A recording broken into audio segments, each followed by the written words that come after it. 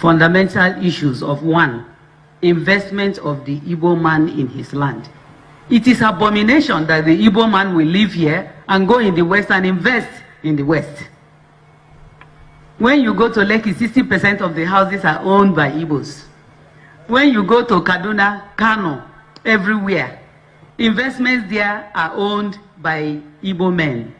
They have abandoned their home, the home of their ancestors, the home where they were given birth to, their true identity. Nobody did that to you. You must solve that yourself by divesting your interest and investing in your homeland.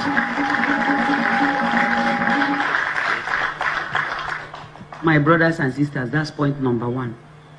Number two fundamental mistake you are making here in the East. Worldwide, things are shared by population. In Nigeria, the northern man will have 4 wives. Each one will have 6 to 10 children. In a household, you have almost 100 persons. The Igbo man will have 1 man and 2 children. And on election day, you start crying, they are counting chickens. So what solution do you have? Is either the women will give birth to more children, like they did in Iran, when Iran had their revolution. These are practical things that have happened in the world. So, Professor Nwala, I think the problem the Igbo man has, first of all, is to like himself and invest in his land and increase his population, either by women giving birth to more children or men marrying more wives, the same way they do in every other place. Because our future is at stake. The future of your children, women, please don't be sentimental. Don't be selfish. The future of your children is at stake. So, Inyelonweyaka, by continuing with the dogma of me, my wife, and 2 children, it's abomination and it must stop.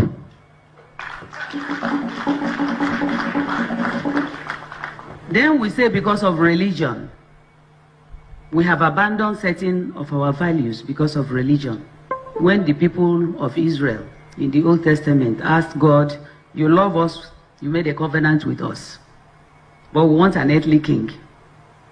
And God gave them an earthly king and admonished them not to be in a hurry to leave the sight of the king because he's my representative on earth. We have a king here.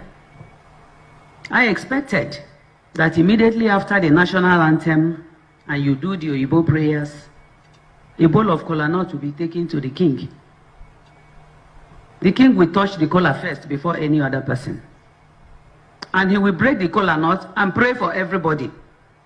He will break pieces that will go to our young ones here so that that prayer will go to them, so that they can take over from us when we pass on.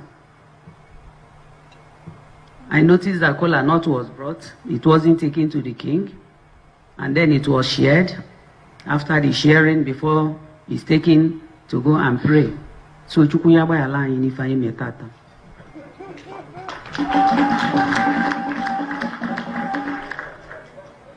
My dear brothers and sisters, I said earlier that we are in Anioma the most cultured in Nigeria, with due respect to all of you and the Hausas and Fulani and others. And I'm saying that because when people are talking of women equality, and I say to them, there is nothing like women equality. There wasn't women equality yesterday. It is not today. It will never be. When you say the Lord's Prayer, you say our Father who art in heaven. You don't say our mother. So they should stop all this nonsense of...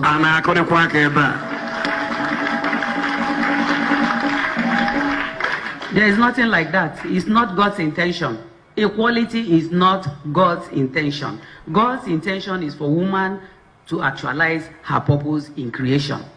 So where is man failing? Man is failing in the Igbo land because he has refused to give woman space to actualize her purpose in creation.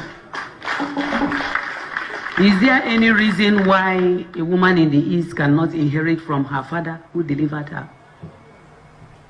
They do so in the West. They do so in Benin, where I spent decades. It is changed on paper.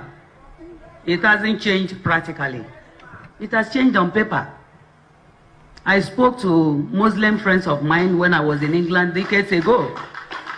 And in Islam, a woman inherits from the father. In fact, Islam permits the woman to retain her maiden name if she so desires. What is the problem that in the East, your own daughter that you delivered cannot inherit from you? It's abomination and a sin crying to God for help.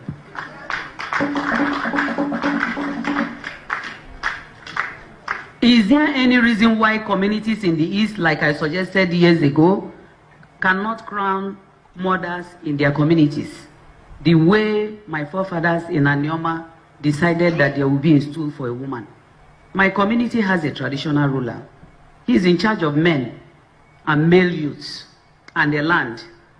Myself as the Omo, I'm in charge of women, female youths, and the markets, and custodian of our ancestral shrine. And I'm very proud that I serve God through tradition. They kept this seat and decided that the man should have his palace. The woman should also have her own palace. So the traditional ruler has his palace, and I also have mine. He has his chiefs, I have my own chiefs. However, the chiefs of the traditional ruler are superior because man is first.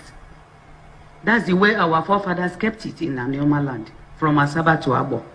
In all the communities, there is an Omu, there is a traditional ruler. Each one is given his role to play because God is not a fool by creating woman. Business